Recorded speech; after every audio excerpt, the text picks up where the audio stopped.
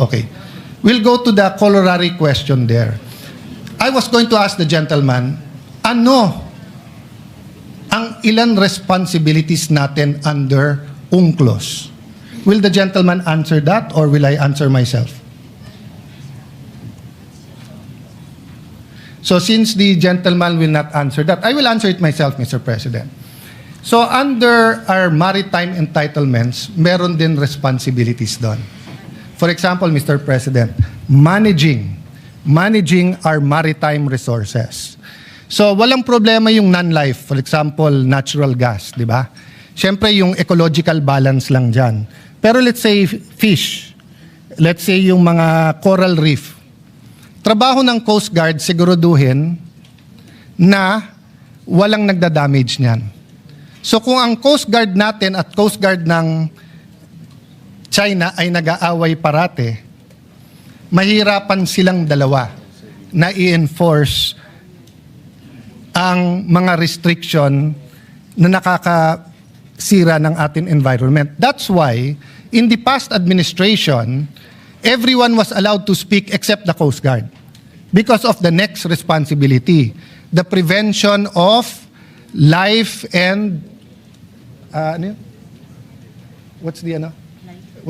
there's a official term doon, but since walang taga dito,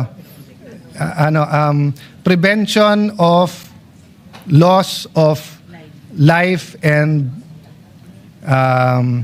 so may official term yan, Mr. President. Ang punto nun, kapag ka may barko halimbawa na lumulubog o nabangga o tinamaan ng bagyo, you cannot say no. You have to help. Diba? Magtutulungan kayo. So kung ang Coast Guard ng China at Coast Guard ng Pilipinas ay hindi magkasundo, kawawa yung ating fishermen. That's why unanimous yung ating resolution about water cannon. Our diplomats have been telling China the same thing. Mag-away yung iba pero wag yung Coast Guard natin. Kasi kung may fisherman ka rin na Chinese at may kailangan yan, tutulungan din ng Pinoy yun. Wala nang nationality pagkabuhay na. Diba?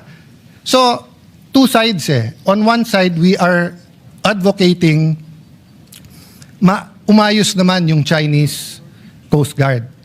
Pero kung papayagan natin, yung spokesman ng Coast Guard naman natin ang mambastos, hindi mangyayari to.